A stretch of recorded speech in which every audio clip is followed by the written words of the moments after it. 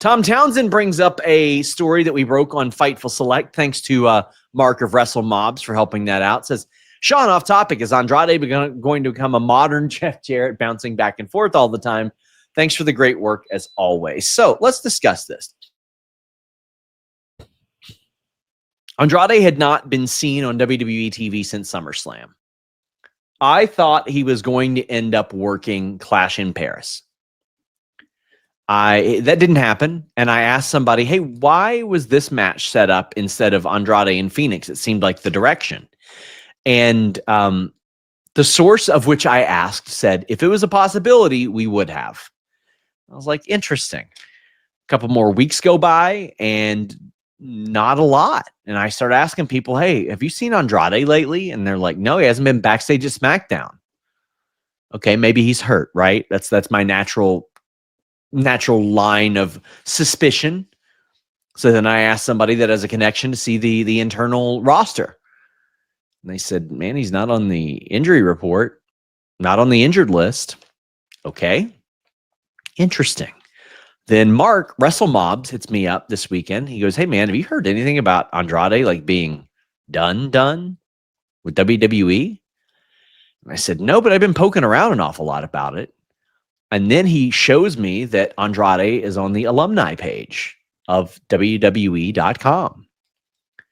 So I reach out, I get it confirmed within WWE. He's gone and he's been released.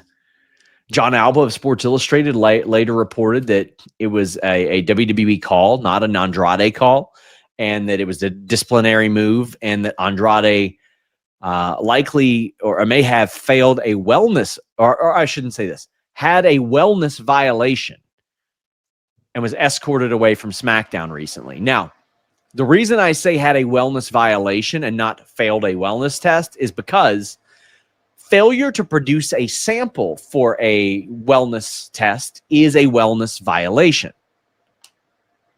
So therefore, if you just don't produce a sample, if you don't piss for the test, you're getting a violation. I think Hornswoggle's even talked about this in the past, where he couldn't produce a sample and he ended up getting a violation as a result of that. Now, first off, hope that everything's okay on that front, but he did not leave AEW on the best of terms. Tony Khan put him over heavily at the World's End post-show presser, but like it wasn't so smooth. From what I understood, Andrade had led them to believe that he was going to re-sign with AEW in late 2023. And then not very long before his final match, he was like, yeah, so that ain't happening, and I'm going back to WWE.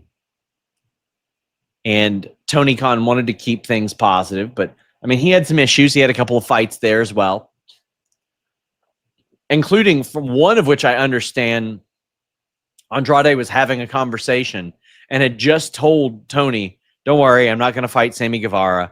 And he's having a conversation with somebody. And he goes, hey, hold on. And then walks over and punches Sammy and then goes back and just resumes the conversation. I was like, oh, okay. And I think Sammy was just like, what the hell happened here? What's going on? From what I understood, he was very confused. But I've heard of no issues like that with him in WWE. I don't know. Hope he lands on his feet. He's such a great performer. Such a great performer. But we broke that one on FightfulSelect.com. I do think there is a chance he goes back to AEW, though. But the first fight he gets in, got to go.